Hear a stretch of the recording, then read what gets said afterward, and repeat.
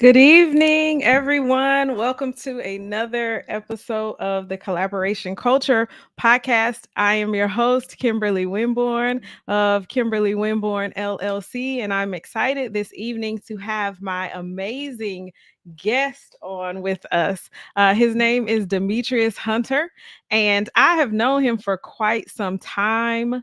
But as you know, you get older, lives begin to not intersect as much, and then timing and chance, purpose, all these various things happen, and you reconnect. And so I'm so excited, and he's doing some amazing things in the space that we are and have been discussing over the past 2 months almost since May, the voice of leadership.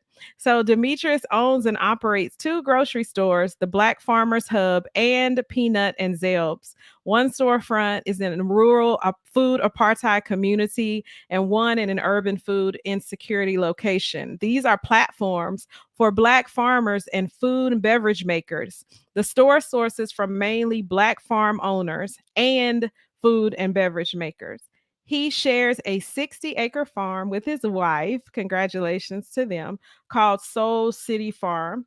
As 6th-generation farmers, they believe in building legacy from Black families for Black families, specifically Black farmers. He gives product makers a space to sell their products and has an annual Pan-African Food Festival.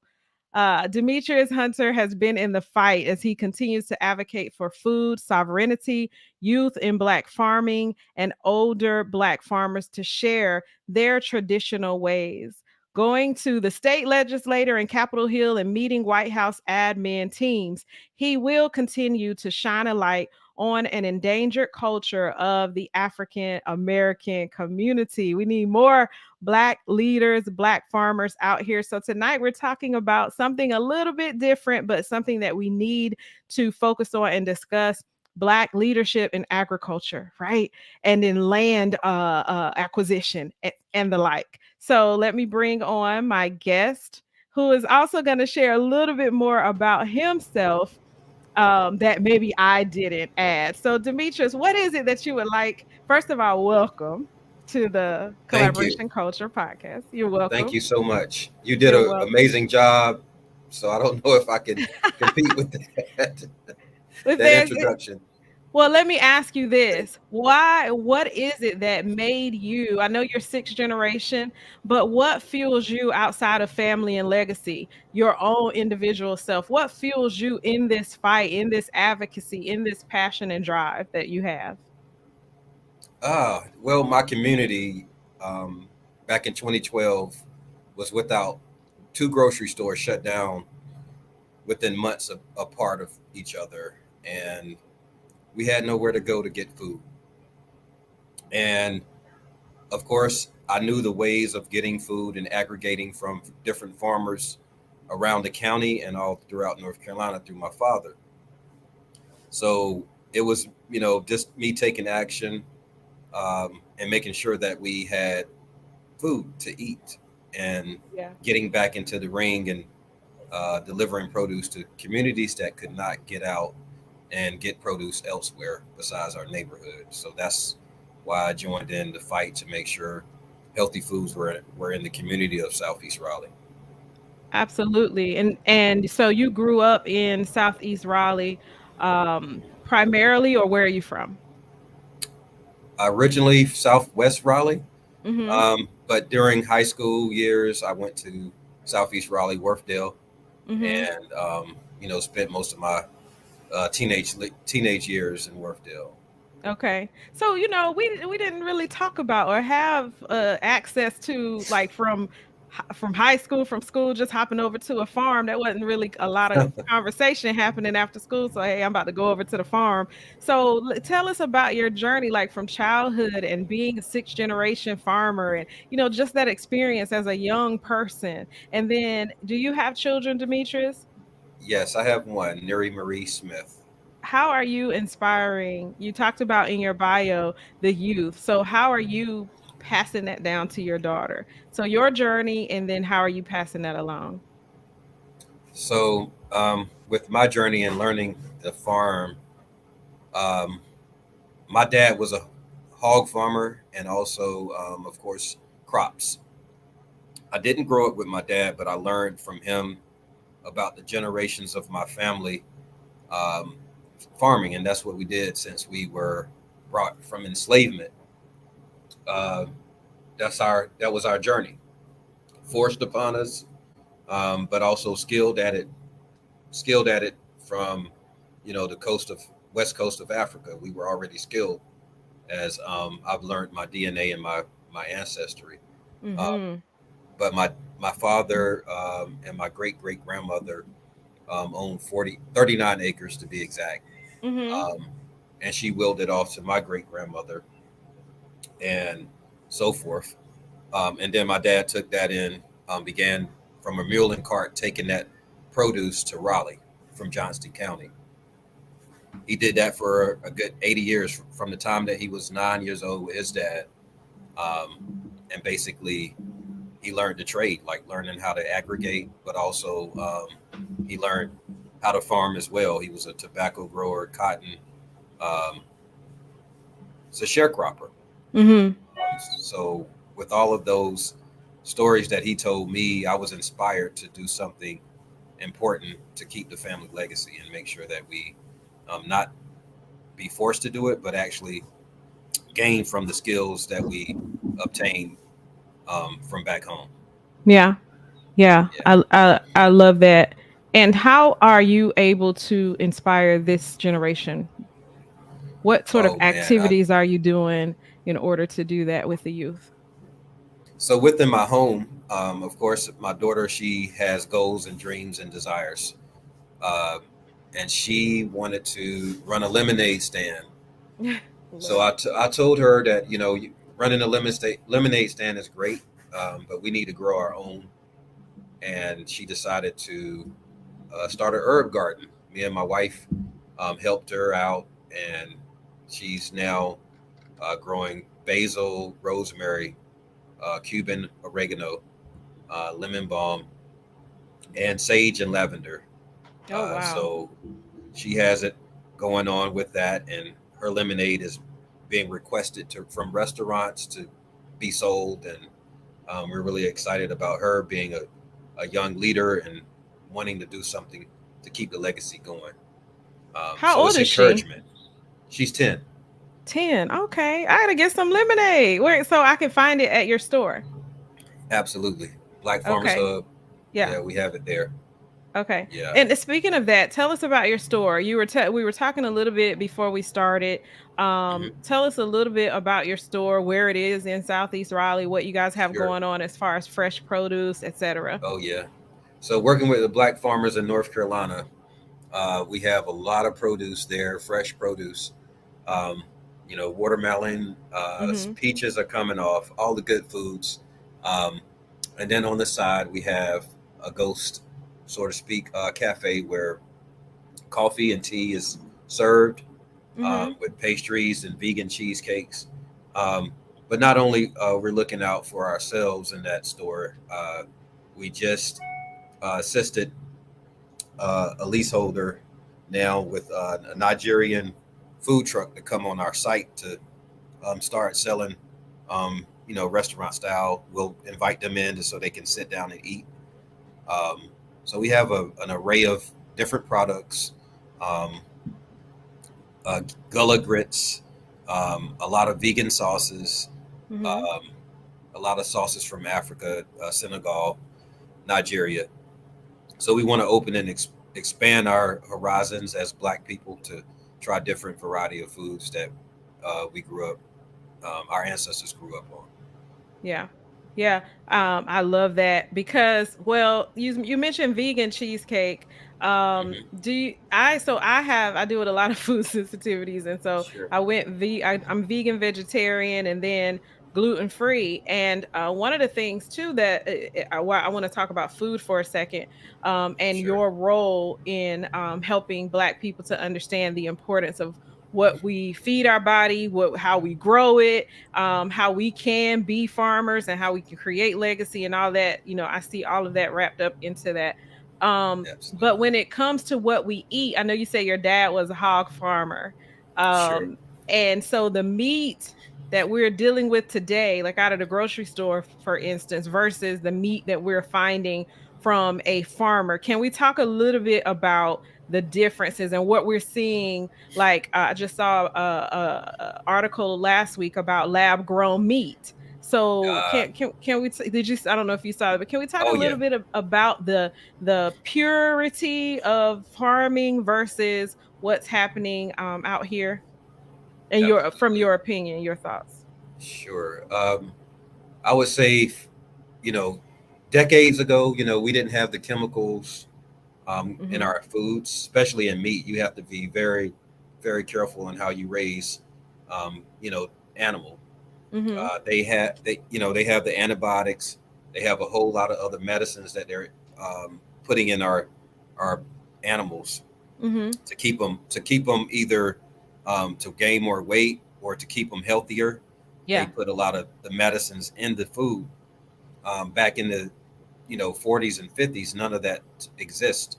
Mhm. Uh, it was more free range. It was more just letting the animal raise itself and take care of itself, Yeah. and no carcinogen, medicines or anything, or vaccines or whatever they're putting into the animals now that we have to be very careful about eating. So um, it's a lot. That's a lot of the problem today. I would say if you don't know where your food is grown or raised, your animals are raised, then you have a potential of dealing with some of the carcinogens and other diseases that the animals may carry because of the medicines that they're putting into the animals now. Yeah. Yeah. Yeah. Yeah, and I think it's important what you do because of the fact that so many people do not understand the history behind the Food and Agricultural Administration, all these different things that are happening. And you mentioned in your bio that you're, headed to Capitol Hill, the White House, whatever you need to do in order to be a voice for this mission, this cause, and this purpose. So, what is the significance of having a leadership voice? In your opinion, how did you find yours? Um, I was working with the elders. Like the elders Uh-huh. showed me that they have a voice, and they invited me to the White House, and they invited me to Capitol Hill to Mhm. say something. They said, "You're Mhm. young. You need to speak up and say what's going on for Black farmers, Yeah. for those children, that cannot speak about not eating healthy in the schools, not having enough money to eat. So having a voice and advocating for the supplemental income so Mhm. that they can, for senior citizens who are on a fixed income, making sure that they have a voice. Mhm. You're the voice. Yeah. So we got in the van and jumped in the van and rode down and spoke up and said, hey, we can't not allow youth to not eat. Um, Yeah. black farmers have been here and built this country on the backs of their work and their labor. How Mhm. dare you not give black farmers what they're due? Yeah. There's a lot of black farmers and the elder black farmers that have worked generational, for years and years and decades, and have not received the benefits as white farmers. That's So, right. um, so we're stressing that we need to protect our black farmers. Um, the black farmers need to collaborate and come together to be a stronger force. Mm. A lot of the organizations that we see that say they want black farmers food, but they don't want them to get the funding that they're getting.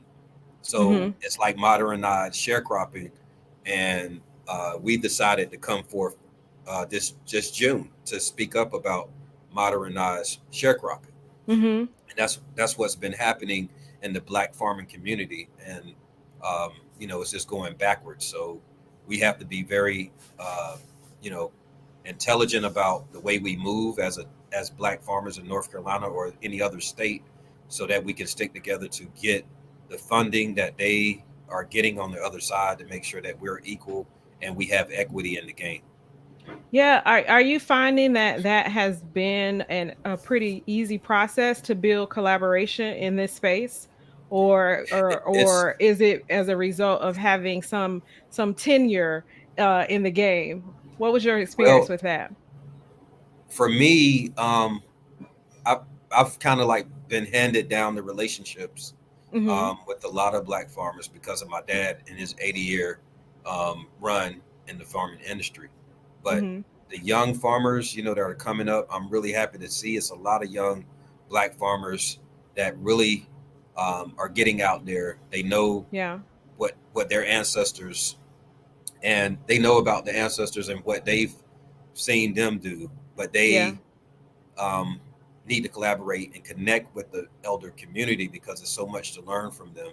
So I'm kind Yes. of like that bridge, like, hey, Yeah. we need to get together and do things together, collaborate, and Yeah. we can learn from each other. Young and the elders can learn from each other. So Yeah. I'm kind of like in between, and I'm glad A that I'm in bridge. between. Yeah, A I'm glad bridge. about Yeah. that because Yeah. I can talk to the younger farmers and they see me as, hey, he's going to the White House, he's going to Yeah. Capitol Hill with the elders. How can you rock with us over here? Like, how can we partner? So Yeah. that's what I'm really about, and seeing these young farmers teaching at the schools, going to schools, and encouraging young youth to farm Mhm. and letting them know that there's money. Like, when they see a lot of on the career day and they see a black farmer and they say, why would we want to be a farmer? How much money Mhm. do you make? That's the first question that come out their mouth. Like, and I'm like, we make a good fairly amount, and I give them the amount, and they Yeah. like, oh, we want to be black farmers then. Like, it's real. It's cool to be a black farmer. It's all Yeah. about the So Benjamins. it's about the Benjamins for these young kids. They really want Yeah. that money. So Yeah. if you can show them a way, and you're not Mhm. a sharecropper, and how the system wants you to be a sharecropper, you say, I want to be a leader, and I Mhm. want to own what I'm doing. I want to own the land. I don't want to lease it. I want to own it, and I want to Yeah. run my farm. I want to find markets that I can sell my produce. Mhm. Once you gain that, once you gain 100% of that, then you're on to something. Right. Um, but if you're not learning that way, and you come out here young, and they tell you, oh, we want to pay you this, then you're not going to Mhm. make any money. Yeah. Now, So, are you a resource for land acquisition or finding land or for those who are interested in farming? well, I mean, if somebody asks me, hey, do you know anywhere there's some land, Mhm. I'll definitely, let them know there may be some land here, Mhm. or in Warren County where I'm at is rural. So it's Mhm. land. It's just to taking that. that risk and having the understanding that you won't be in the city, you won't Mhm. go 2 miles down the way and get you a Bojangles biscuit. It's not Mhm. that easy. So Right. you have to be willing to sacrifice and get up in the morning and wring that chicken neck and say, "Hey, I'm gonna eat me a chicken biscuit on my own." Right. You gotta Right. take that risk and say, "Hey, this Mhm. is the sacrifice I'm gonna take." Yeah. And to your point just a moment ago, maybe some of the young people aren't willing to do that. However, your focus is to help cultivate that understanding, that wisdom, that passion. And one of the things that you mentioned was sitting with the elderly. Now, you speaking my language there. I am. That's why this is called wealth and wisdom, right? Right. Wealth, it transfers across the board. It can be money, but it can also be intellectual property. It could be knowledge. It could be recipes. It could be things, Absolutely. so many things that get transferred from one generation to the next, like skills to farm, Yes. land, all of those things. So wealth has a vast a vastness to me. But then wisdom, that transfer of wisdom is also wealth. And so that's why the voice of leadership is a conversation about wealth and wisdom. And we talked about the significance of that voice and how you were, as a result of mentorship, being around others basically who were strong in their voices, and they showed you that you need to do the same thing, and now you're passing that down and sharing that with the youth. Yes. And so that was a part of the motivation to what I would say you're doing, breaking barriers. And one of the things that I believe that you have in your mind and your heart is to break more barriers. And so when you're taking those trips to Capitol Hill or White House and you're planning some things, do you have some long-term vision in that in the area of community improvement slash politics? Yeah. My long range goals are to ensure black farmers have a piece of the pie. Mhm. And that is, we have to go get it. Like, Mhm. they're not going to give it to us. Mhm. So we have to go get it and understand the framework around that. Understanding what does it look like for the black farmers to work with these funders uh, on Capitol Hill, so we can get the subsidies and other things that are provided to farmers as a whole, Mhm. because it takes a lot of manpower, it takes a lot of work and digging in the soil, equipment for you to do mass production. And if you don't understand the process of um, how to go about the framework to go after those funds, then it's going to be very difficult financially to farm. Mhm. Um, so you have to understand that. You have to understand land acquisition and Mhm. how to obtain 30 and 40 acres and what to do with those acres. Mhm. Um, so I just want to be in the fight. That's the Yeah. long range goal for me, is to how do I get in the fight and remain in the fight without being um, the finger pointed at me to you know keep me down, but to make sure that Mhm. I'm in there with a group Yeah. of young fighters that Mhm. take it from me, take the baton, and say, "Hey, we in here too." Yeah. Yeah. So yeah, that's where I'm at. Yeah. I've as far as politics, Mhm. you know, I will go and advocate, but Mhm. I'll leave that to um, the people that enjoy doing that. Mhm. Yeah. Okay. Oh, that thank you for answering my question. Well, we talk about the voices, and so many people feel in that space of politics, voting, all of those things, that they don't have a voice. Yes. Especially the young people, they feel like, or even our generation, that our voices don't matter, our votes don't matter.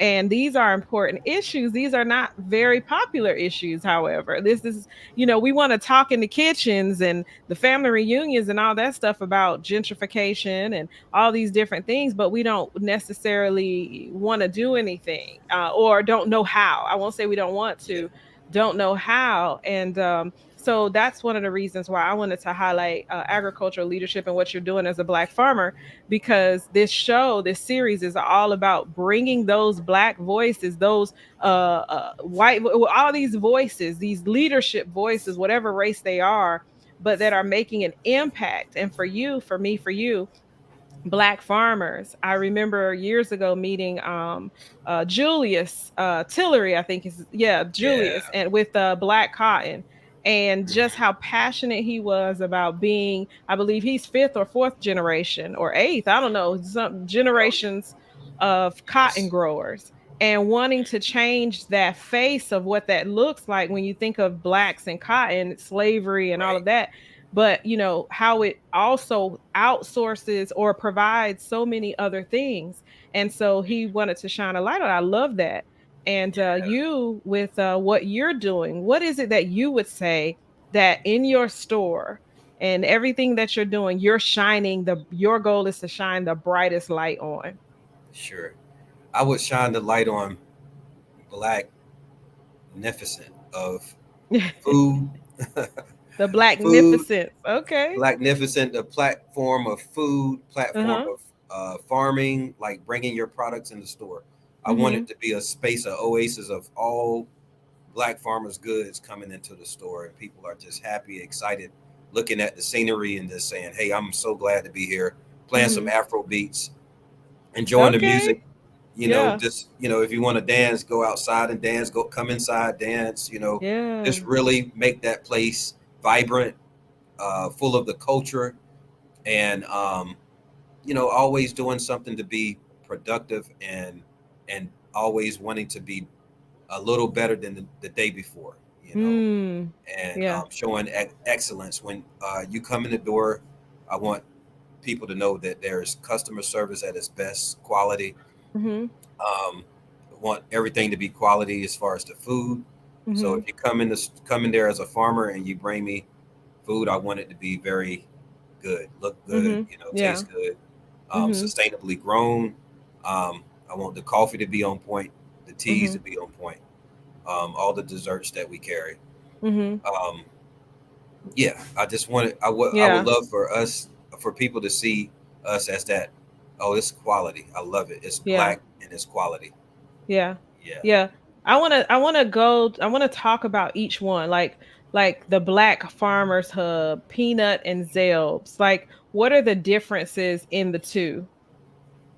So Black Farmers Hub, uh, I opened that store during COVID Mhm. and during George Floyd and Breonna Taylor's situation, and it Okay. was very high up in my heart and spirit to Mhm. make sure that we had a voice and a platform for ourselves, and that's what I do.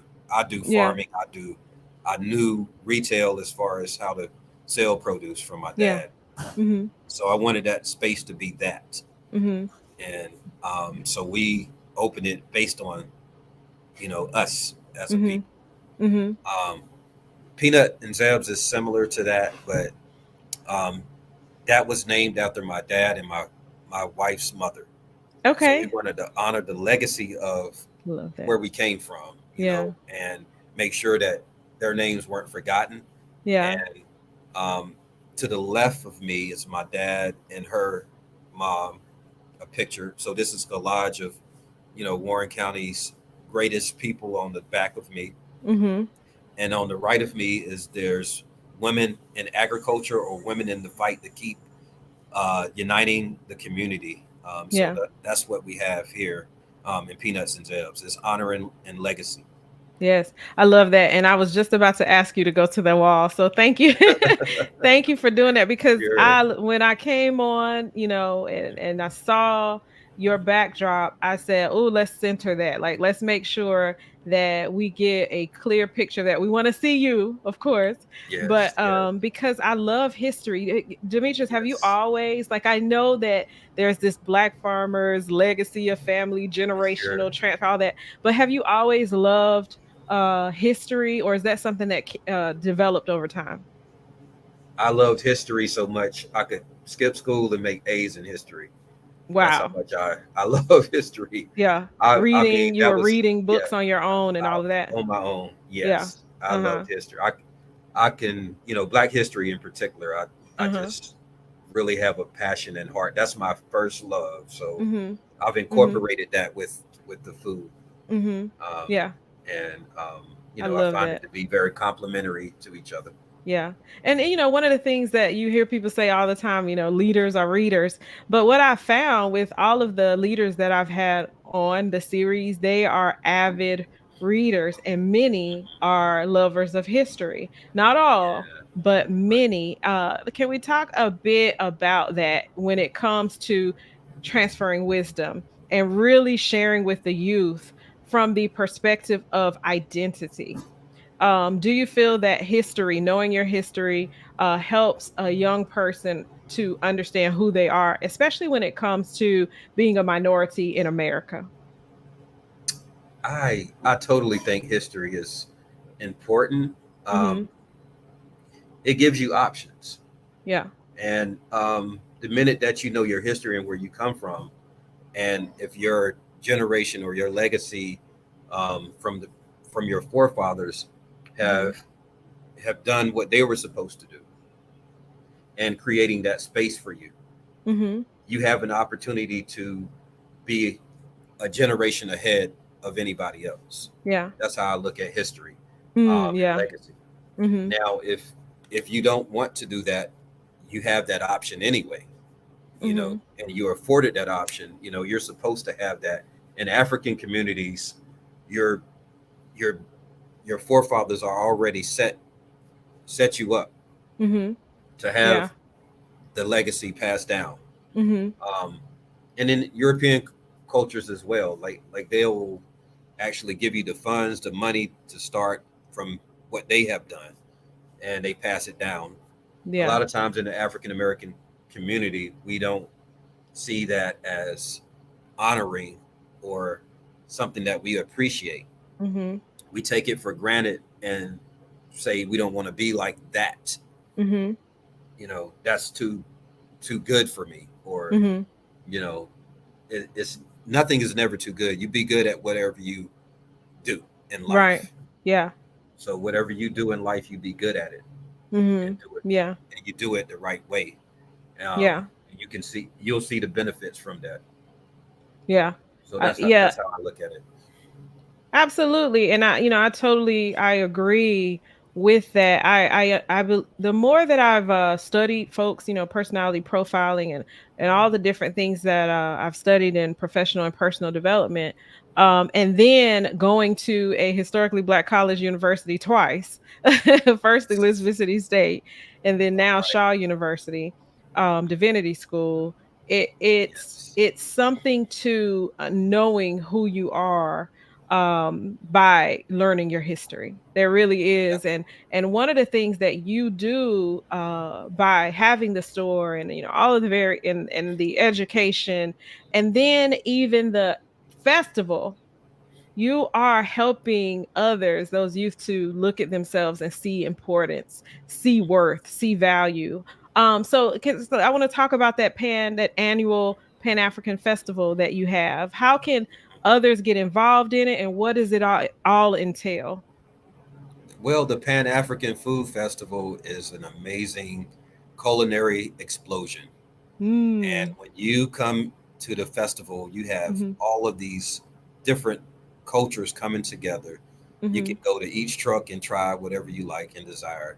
You have music, reggae music. You might have Afro beats, live performances, but we also have teachings of canning, pickling. Mm-hmm. Um, we might have a nutritionist on site to help you, with your being as a black person. You have a DNA, a special DNA that is very important to understand, like what you're supposed to eat, what you're not Mm-hmm. supposed to eat, Mm. um, or what you may be lacking because you're not in the native land that you're supposed to be in. So Okay. sometimes we don't understand that we're from Africa. Our people are from Africa, Mm-hmm. um, and our DNA calls for certain foods and certain vitamins that we Mm-hmm. don't have being here in the western part of the hemisphere. So, Okay. understanding that and the nutritionist breaking that down for you, Mhm. It helps you out. So you have a lot of different features at this Pan African Festival that you will Mhm. enjoy, but also learning tools that you can take home, recipes. Um, it's just an exciting place to be, you know. Okay. Demetrius, you gotta okay. I don't know if you saw my facial expressions. You gotta go back a second on this food Okay. thing. Okay. So, but I don't want to get too deep into it because this is my lane. Like I Yeah. believe that there are so many things that if we pay attention to our bodies, ourselves, we would be so much healthier, blah blah blah. But no Absolutely. judgment to anyone. But you said Absolutely. that there are things that certain cultures, African American, I mean African culture, those of the dissension Hmm. that we should not eat as a result of our DNA. Can you just expound on that as a leader in this space? Can you just expound on that because people will and I'm sure you've experienced it. People will push back on Yeah. that, right? So can you just expound on that just a little bit from a Sure. leadership space? Like Sure. y'all, I'm not looking to throw stones at Yes. anybody, but from a leadership space. Right. Well, for me, I get targeted because I have, um, I'm dealing with food ways of our people, Mhm. and I also appreciate local. You Mhm. know, local foods. You know, that is the go-to right now. Everybody wants local, Locally sourced, yeah. locally Mhm. sourced food. Um, but some foods that our body is supposed to have does not grow here. Mhm. So having the options and understanding those options are very important. I don't Mhm. knock local foods because I'm all for it, Mhm. but I do not create a space that uh, closes me in as a black man or a black person. I don't like to be closed Mhm. and closed mind. Not I won't say closed minded, but closed as Mhm. far as I won't eat anything unless it's grown local Mhm. because it takes away from where you come from or Mhm. where your DNA is originally from. Mhm. So I allow, you know, the space, the platform for African products to come in my store, um, or anything that grows tropical that we may need as our body needs to heal from the lack of, Mhm. Mhm. um, and lack of Gotcha. vitamin D deficiency. Mhm. A lot of us as Black people lack that. So Yeah. where do you get the source from? How do you eat that? And there's of course vitamin D foods here in North Carolina, but Mhm. why not try the foods that your native culture would have back when you were supposed to be where you're from, because that's Mhm. what you were supposed to eat. Mm. Um, so that's the way I look at it. Mhm. Thank you I for probably get explaining. chewed off, my head chewed off from that, but you know, Yeah. I enjoy a pineapple, or Mhm. if I'm doing cold pressed juices and I want to juice something, I want it all. I don't want to Right. stop. You know, and then of course in the fall, when it's time to grow only greens and sweet potatoes in the state of North Carolina, unless you have a high tunnel, that's all you can grow. You can't grow Mhm. anything else in the state of North Carolina unless it's greens or sweet potatoes. Mhm. So having those options available to our community, number one, but for us to have other options from where we are supposed to get our vitamins from, because Mhm. we're not supposed to be in a place that's 40 degrees, 30 degrees, Mhm.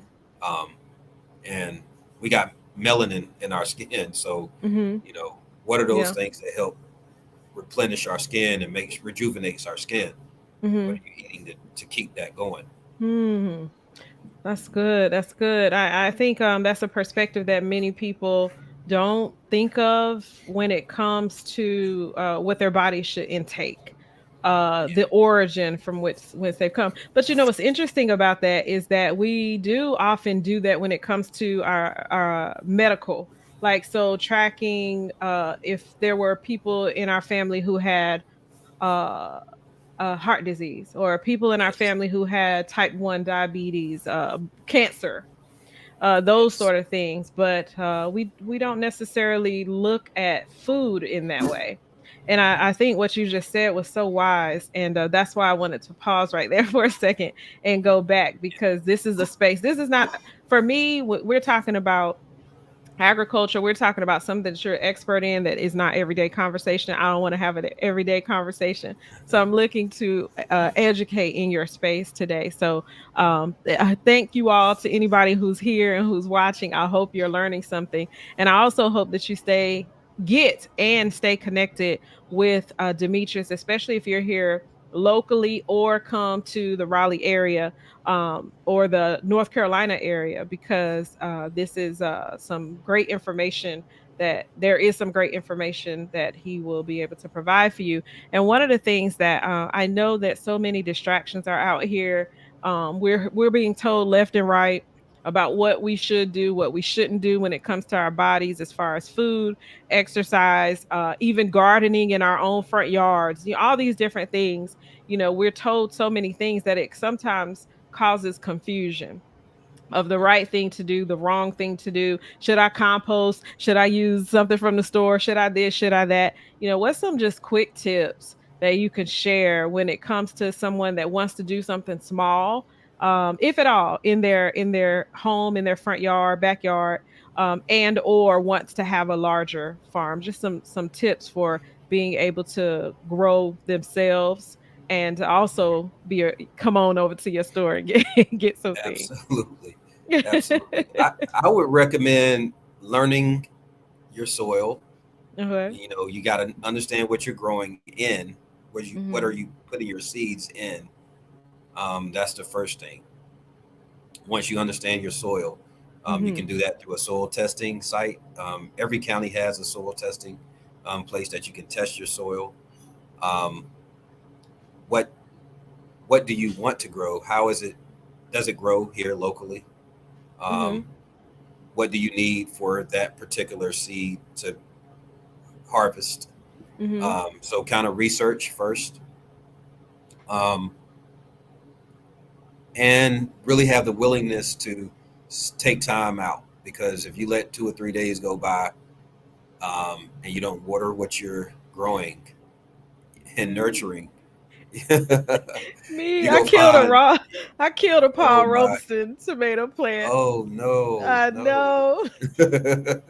It's easy to do. You just have to have the time to take out, at least an hour, well, if you're doing something small, it doesn't take that long, 20, 30 Yeah. minutes. Just go make sure you touch your plant, um, Mhm. you know, water it, make sure you're watering it right. Um, that's about it, just Okay. research. Yeah. Um, and if you need any more assistance, if something's going wrong, you might need some of the elements, uh, magnesium, potassium, Mhm. certain things that if you're not getting enough of, it's going to show up in the plant's Yeah. deficiency, just like our body, and when Mhm. you're eating only local food and your body's supposed to have a certain things, you'll start seeing Mhm. it Yeah. during the test results, or same thing with a plant life. It's Yeah. going to have certain things that it needs, and if you're not giving it, then it's going to start falling apart or dying. Yeah. So yeah. So good. Thank you, Trivily. Trivily said she loves this conversation, and good evening, sis. I think Good evening.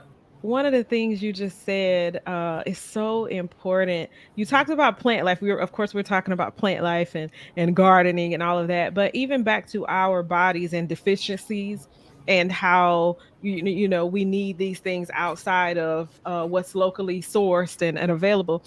And I just want to go back a second again, because I really need people to hear that in a way. And I don't know. I really want people to hear that we can heal, be an advocate for our own healing, our own wellness, by paying attention to what we eat. One of the things I often say is we do blame a lot of stuff on legacy, on those before us. And so if my grandmother had high blood pressure and I get high blood pressure, I say, oh, I got high blood pressure because my grandmother had high blood pressure. I don't necessarily take it. This is an example, right? I don't have high blood pressure. but I don't necessarily take accountability for the diet that I, that I live out, the lifestyle every day that may contribute to that high blood pressure. Um, and so I wanted to stop for just a second so you could just reiterate the point of being a leader for your own health and being an advocate by looking at the things that you're eating, the food that you're buying, and all of that. And so I just wanted to go back to that for just a second, if you don't mind. Sure. I would say, I like the way you said, you hear people say their family had high blood pressure Mm-hmm. or diabetes. Mm-hmm. Um, in a lot of cases, it's true. It is definitely true.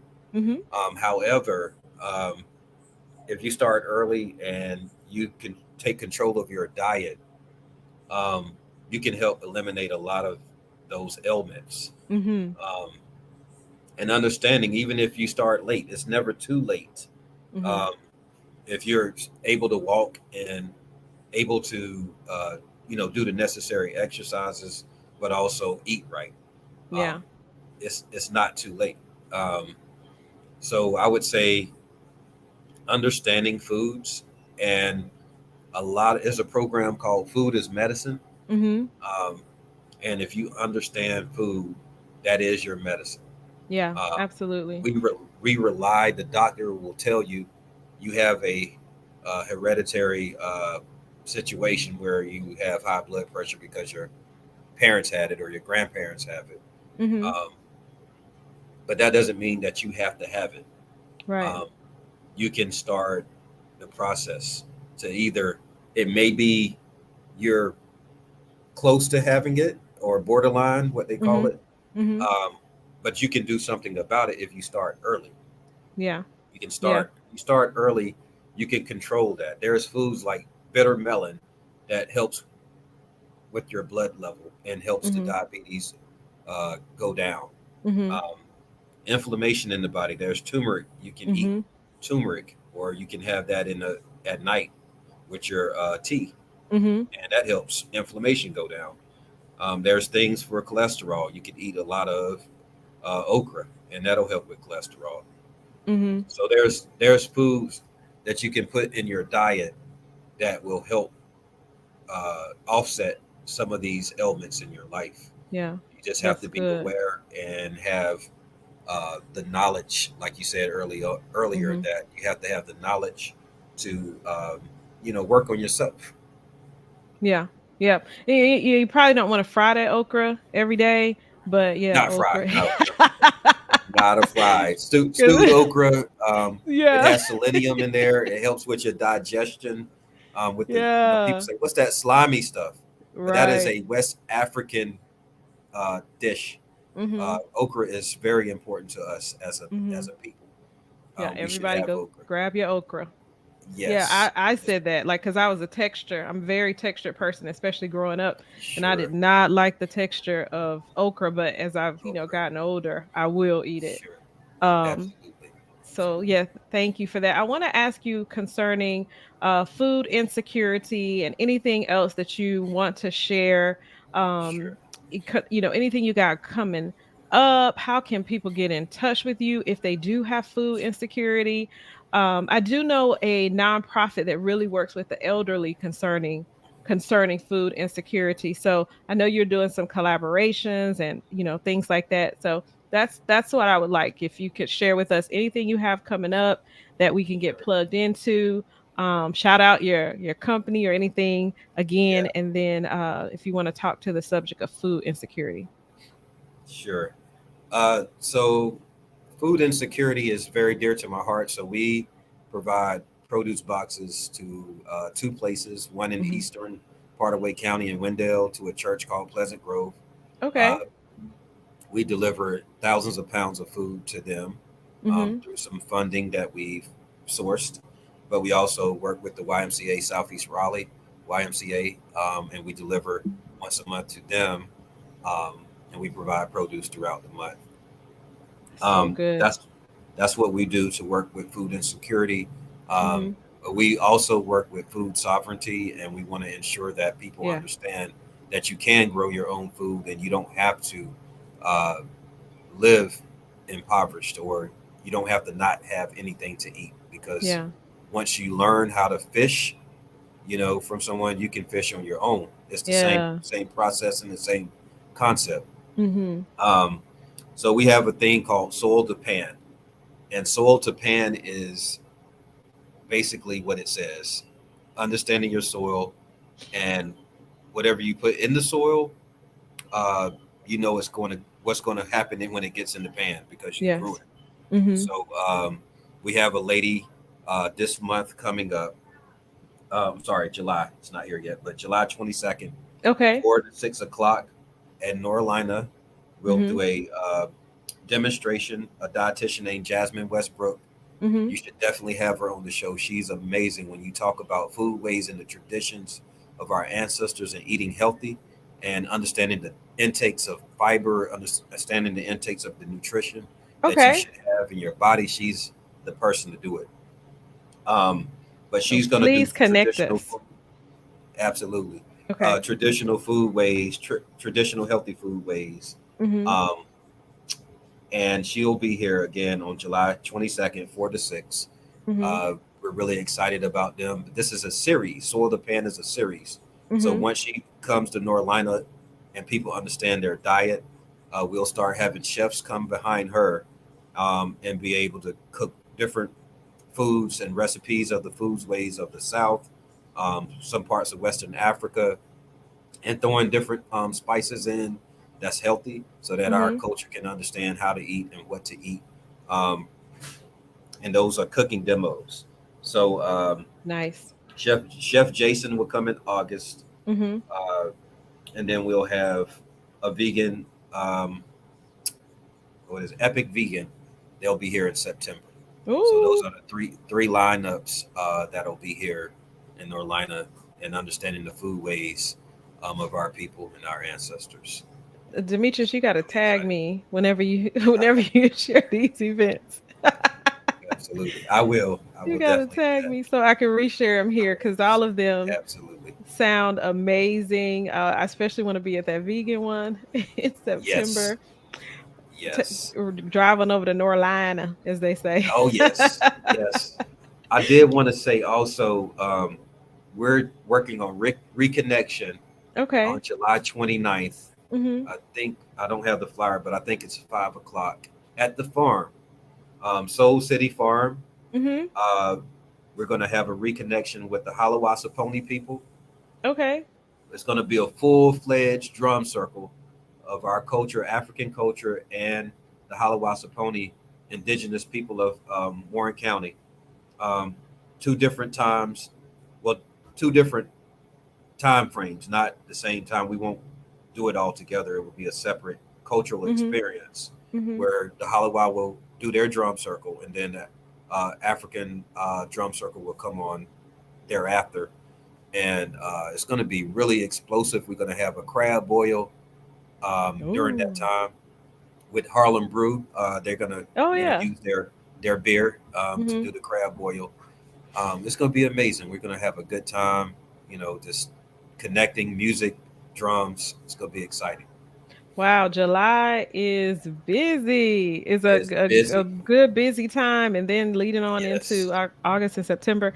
I'm Yes. so glad I was able to have this conversation with you. Likewise. I really appreciate you for allowing me to edify what you Oh, do. If nobody else will, which I know they are, then I definitely wanted to highlight you for the work that you're doing and I will truly continue appreciate to that. do. Thank you Absolutely. so much. You're I welcome. appreciate you. So you guys Yes. make sure to stay in connection with Demetrius. The information is scrolling across the screen. You can follow him at Black Farmers Hub on Instagram, on Facebook, Peanut Zelbs. So that was Peanut and Zelbs if you do a search. But if you just go to Yes. at, it's Peanut Zelbs. And then you could go see him in person at Nature's 360 Cafe. Go to the www.thesweeterjuice So many ways to connect with Demetrius and his wife and their legacy before them and the one that they are leaving. So Yes. we really are we're excited to be able to have you on. So thank you once again. Thank you once again Thank for you. joining. Thank you so much. Y'all Absolutely. come out and see us. 137 Hyco Street here in North Carolina. That's where I'm mostly here. So Mhm. just come out, and we do have our ABC license. You can drink some wine, Okay. uh, and just chill out and have a good time with us. Awesome. Awesome. So I am so glad, like I said, to have had my guest. For anybody who would like to be a guest on the Collaboration Culture podcast, we air on Tuesdays at 7 p.m. For now, that may be changing after we take a break and come back. We'll be taking a break in August and coming back. But for now, that's where we are. And sometimes pre recorded, sometimes live, so we can work it out, but please reach out to us. Scrolling across the screen is our information.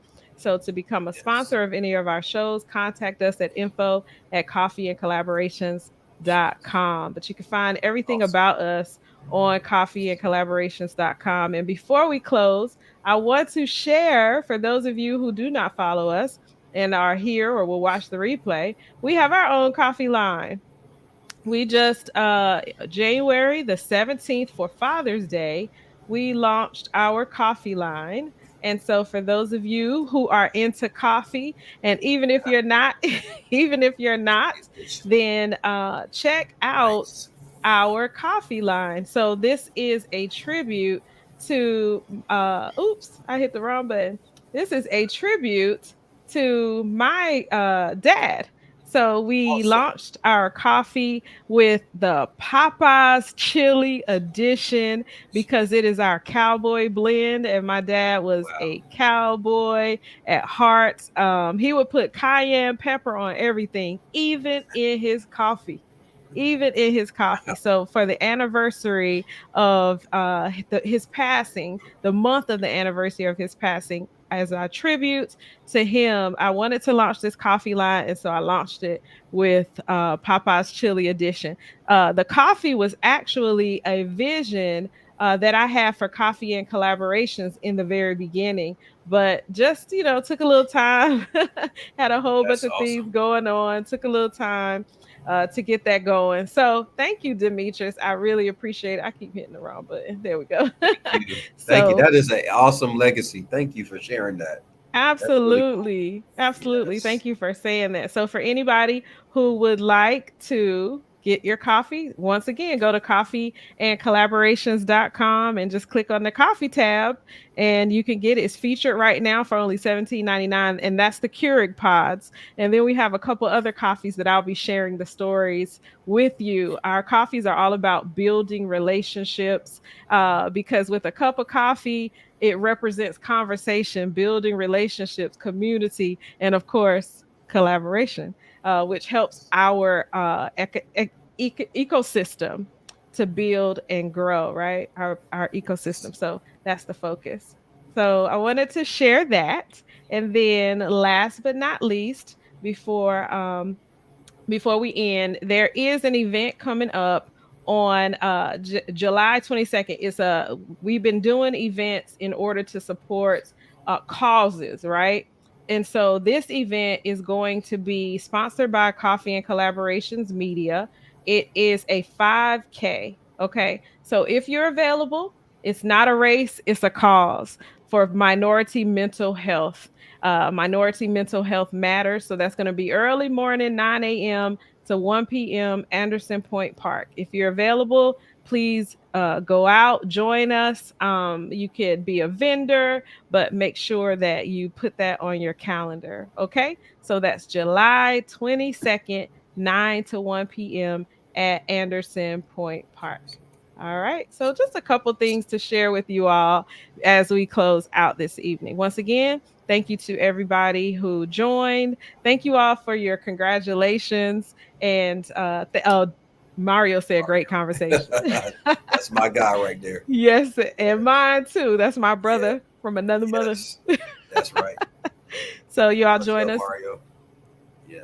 we will skip next week because y'all aren't gonna come on here for the 4th of July. I know all the Juneteenth folks and everything say you not celebrating, but y'all not gonna come on here. So we're gonna skip next week. I'm just a real person. So we're gonna skip next week and we will be back on July the 11th, right? For another episode of the Collaboration Culture Podcast. Thank you for joining. Good night. Thank you. Good night.